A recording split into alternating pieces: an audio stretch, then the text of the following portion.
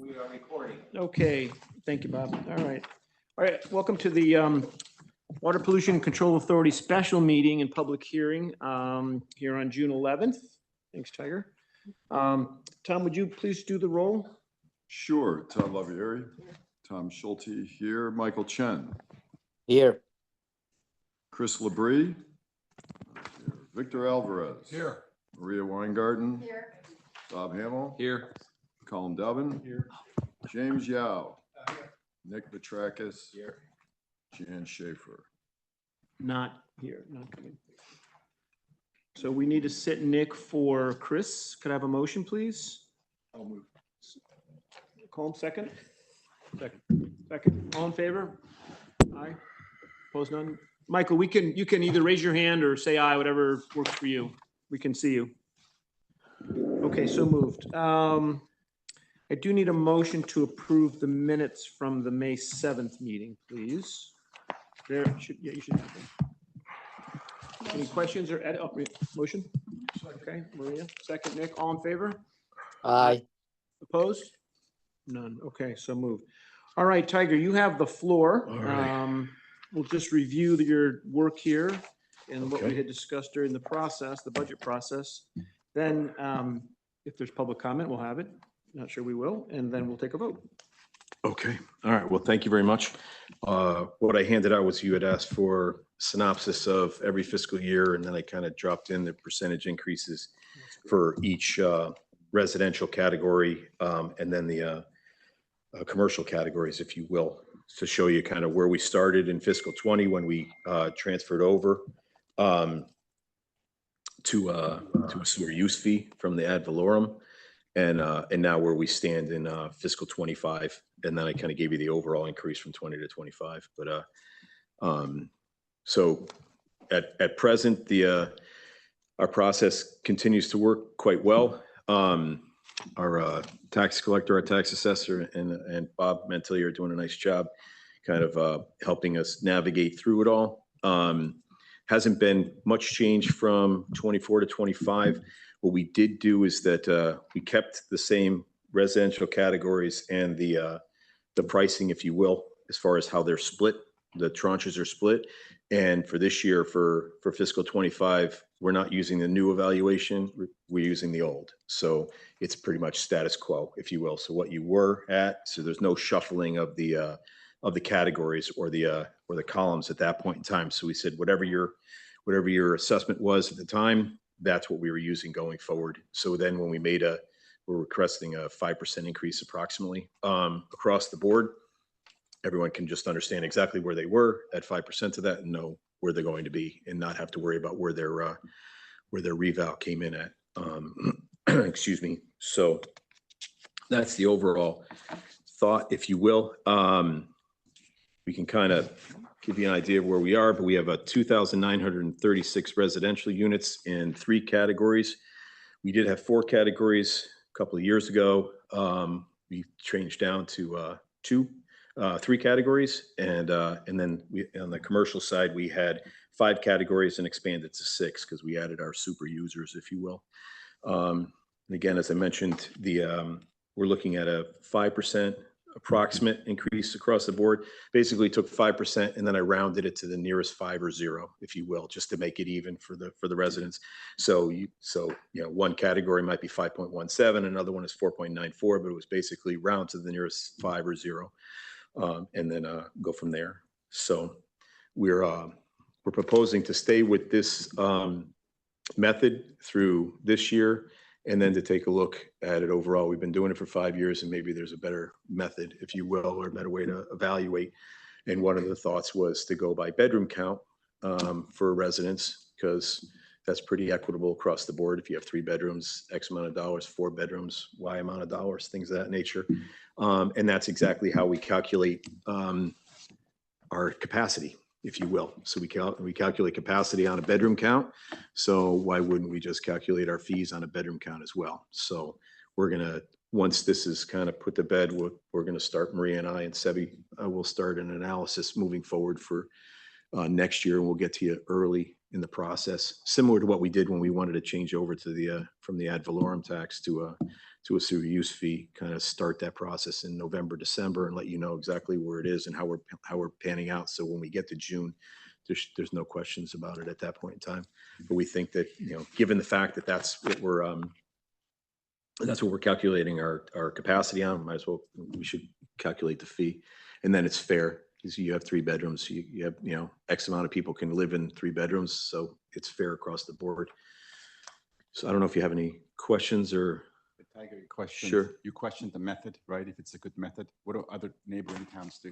Some do that. It varies, if you will. Some are similar to what we are in this regard as far as the calculation, but have, say, 16 categories, if you will, right? So it's very difficult to kind of understand the process.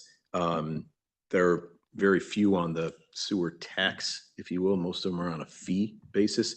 Some utilize Aquarian data. We had a hard time kind of making the transition between the two to make sure that we had the proper data points, if you will. Kind of you take out the summer because of irrigation. You have other category or other problems or what have you, as to, I use a lot now, I don't use a lot then.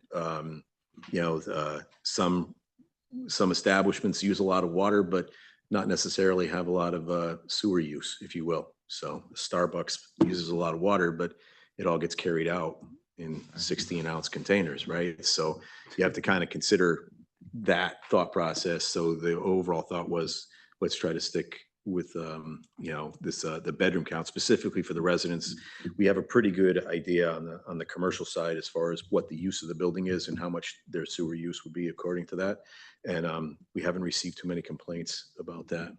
We are looking at analyzing the sewer flows that are coming from the Merritt Parkway stations to see exactly how much is coming into our system from the 2 service stations, if you will, the rest stops on the Merritt, because those come into our system.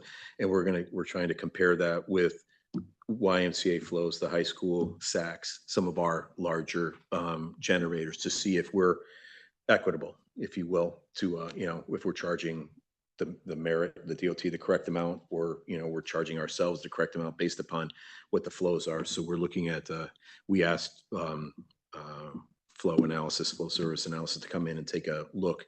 They were the ones who did our INI study for us, working with AECOM. So we're asking them to come back out and put in a couple of meters in a couple of key locations to be able to then tell us exactly what those flows are. And then we'll have we can dial in that the other side of the commercials, the larger users, if you will. Sorry, yeah. I'm just curious if for towns that are privately, corporate, waste treatment, they privatized or whatever. Do you have any idea how do they put meters on everybody's home? How do they come up with a price? I'm just curious how the private sector does. You're talking a town that doesn't have a treatment plant that, or it's, Eversource owns it, or whatever utility owns it. In that regard, I don't have data. We can get data for you on the ones that are privately I'm just run, curious if you will. what their method is, not so much what they're. No, I don't have that at present as to what, how they calculate based upon what their fees are. Presumably not by assessed value. It's got to be some usage. Some metric, yeah. But no, we haven't asked some of the ones that are privatized, if you will, to how they're running. Be interesting. For the next. Yeah, we can as part of the analysis, before we change over to a different fee structure, we can certainly do that. And then talk to some of the towns that don't have a plant but are paying someone else to process their waste, if you will. So we have a couple of neighboring towns that don't have a plant and are paying a neighboring town to handle their waste. I know in those situations, they pay a fee to the processing plant, if you will, to that municipality, and then they're subject to any capital improvement they got to pay. Yeah, so we can certainly do that analysis for you.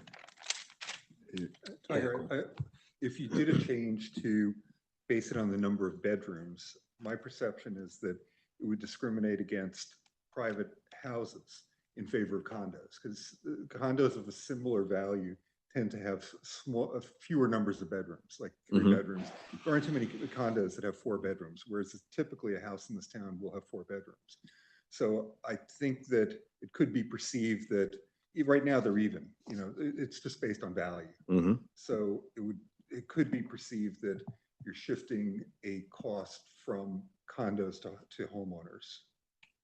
If it were to be redone based on the number of bedrooms. Right, well, yeah, but you have the counter at present, right? Whereas, someone could say we're assessing too high of a value on a condo usage. That was one of the balancing acts that we had was if you have a condo with one person in the condo, if you will, right? Even though the value is high, it's just one person. So there's certain, I guess there are pluses and minuses to both, either side of the coin you look at, but we at the time that we were coming through and doing this analysis, it was brought up that maybe we should look at the bedroom count. So that's where we're bringing it to I your mean, it would attention. seem as though we're trying to get at usage because Yeah. it's a fee. Right. Not a, Exactly. And without putting a flow meter on everybody's property, if you will, that's the pure way to know. But that's if you need the head count in each house, then you'd really know it, but that's hard to do too. that's hard to do. But if you base it on bedroom count, you kind of get to, 2 heads per bed, right? So to speak, that you get to that. Get Well, there was the closer. issue when we discussed this about a bedroom could become an office. Yeah. And now it's a Mhm. bedroom, but it's really not a bedroom. It's being used for a home office. So the number of bathrooms, obviously, or whatever, makes the most sense in some ways. At a time, but you, yeah. Right. Yeah. Yeah.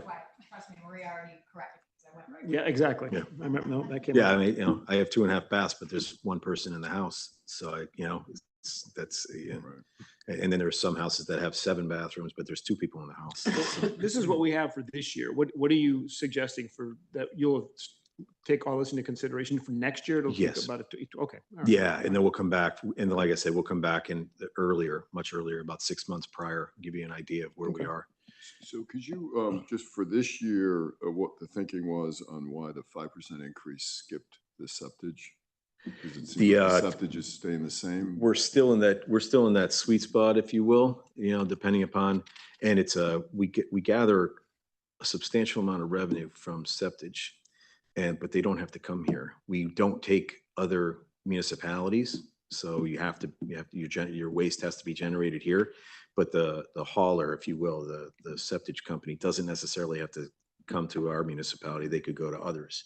So the thought is that if we start charging more than our neighboring towns, they might go somewhere else. And then the overall revenue, I didn't want to sacrifice $5 for 1,000 gallons and then lose out on a large piece of revenue. So we're kind of trying to stay inside that sweet spot. We raised it, and Bob and I have had this discussion multiple times because he's of the opinion that we should raise, and I'm in the opinion of I would rather be conservative, if you will. I'd rather keep what we have than So what is the benchmark within a reasonable? Everyone's They're not around. going to drive 45 minutes. to No, save but $5. around us, they're either $5 below or $5 over, $7 over. So we're right in the middle. We were low. To Bob's point, we were low, a couple of years ago. So we kind of moved up into that Yeah. realm. And I asked Nick, our superintendent, and Nick, go around and ask everybody again where everyone is. And if everyone is starting to move, then we should move accordingly.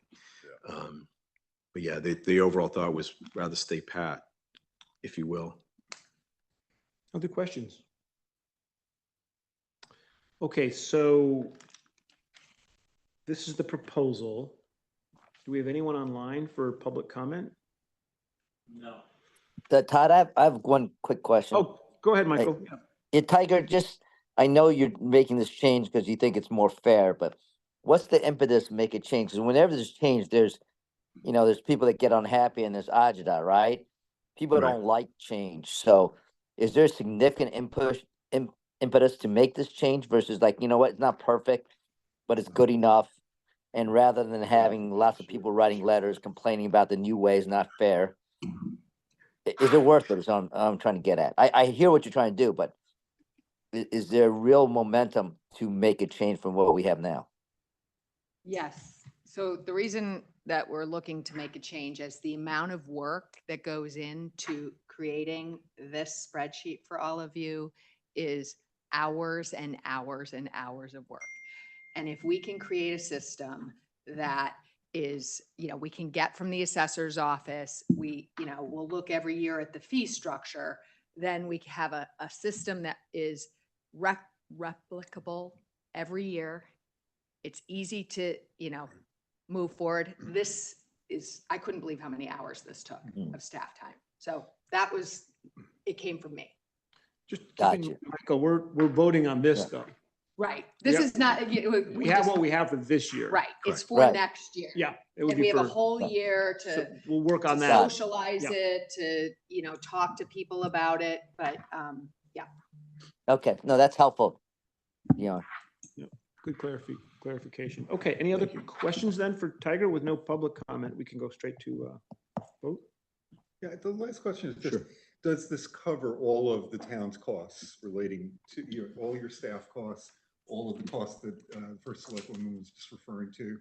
This- Are we break even? Do we make a little We're- money or? It's very close, if you will. There's, and it really comes down to, if everyone pays, we're right within, I think we were within about $20,000 of it. And then to try to make up that difference one way or another, we were not, but yes, it covers our costs, if you will. So, And remind me, do we fund capital? Or do I know we have a capital.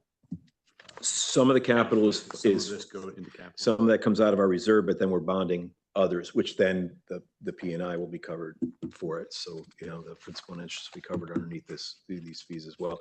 But right now, we haven't hit that, where we've bonded and actually have to start paying ourselves back yet. So we're in a little bit of an area where we don't have that yet, but we will in the Eventually coming we'll year. have debt service Eventually, we'll to have, go thank into you. the cost. Yeah, we'll have debt service, but at present, it's some of the things we're just funding straight out of the reserve, and then some we're tagging for later. So the I&I study, the the UV installation, those will be hit.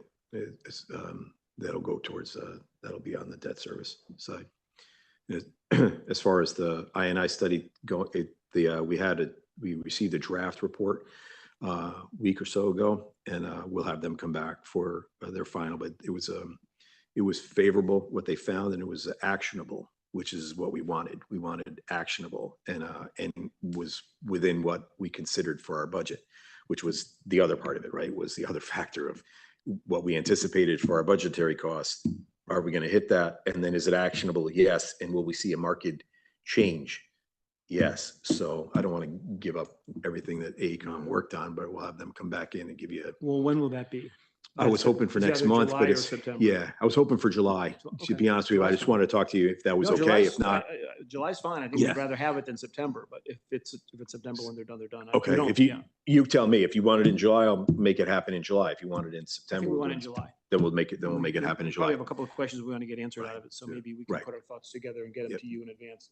And then just to understand, Green. just to Colin Kelly Green. and Bob's point, so we would pay for the I&I out of just the regular collections now, and then later when we take action that's recommended in the I&I, we would reimburse ourselves as part of that project.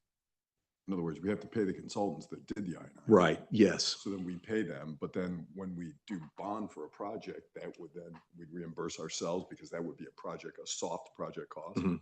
Is that kind of how they would? Right. Yeah, I believe it's the exact same scenario for Right. our general fund, if you will. Okay. And then only give you one other note on the plant itself. We received our nitrogen credit exchange program, the final credit we're going to receive for our performance. And so this year we'll get $14,000 back because we were able to remove more nitrogen than we needed to. So our permit pounds per day is we have to remove 64 pounds per day. And our average was 24. So the limit is we are allowed to pass 64 pounds per day. We were passing 24 pounds per day. So we have a delta of 40, and that goes back into the market and is sold to plants that can't make it. And then we get money back from the DEP. So we were $14,000 back. We were second in our group, if you will. So second in our zone. The only people that beat us was Stanford, but Stanford is substantially larger. So that was reason why percentage wise they were better than us, but we were second in our group.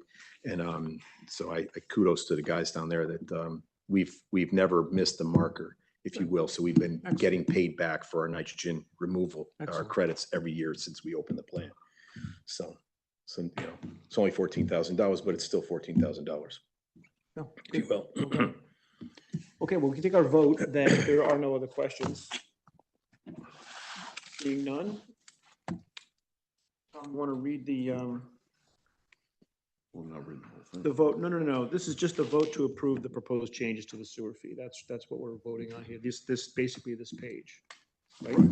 So, well, I think we have to do a per person vote because we're part virtual, or do we just We can do a motion and vote motion and then an approval? right? and approval, and we only have Michael on. Right, so I guess we need a motion to approve the proposed rate increases as described by Tiger you as go. set forth in the summary that he I think provided. that's right. Yep, Right? yep. So. we Motion need to a approve? Motion to approve, Maria, second. Nick? yeah. Okay, all in favor of the motion? Aye. Michael, yep, good. Opposed? None? So moved. Thank you, Tiger. Hey, Thank you. just Tiger, before you go, on the I&I study, we'll get that in July. There's some questions that we did want to get answered, just strategically around the streets that didn't have service and what can we do about that? And that may be within or not within your purview if there are other issues. So if there are other items or other areas of the town that need to address that, we need to have that pulled together for July. Okay. And then on the ultraviolet, any new news? We're going forward with the design. The Board of Selectmen approved the increase in the contract for AECom, and he's working through his process at present. They've got to come in and do some test borings, some holes to make sure that we're going to miss our piping and that we can actually, and then some borings to make sure that where we're going to want to increase the structure size, that it can substantiate it. That's coming up within the next couple of weeks. They'll do that. Then they'll go back into the design studio, so to speak, and finalize the design, and then we'll go forward. And we had an application for some federal support. When will we hear about that? We haven't heard anything? Yeah, I was going to let Deanna speak to it.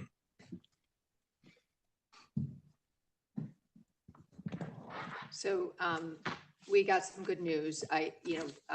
Congressman Himes submitted our application for $2 million. It is going into the general, it needs to be approved now through the general budget process, but we were selected as one of his earmarks. So now we just have to get the federal government to Okay. get the budget All right. going. So let's, but I wanted to thank Tiger and Greg and Tucker. It was a big team effort to pull all the documentation together in a very quick turnaround. So it was a great team effort to get all the paperwork out, and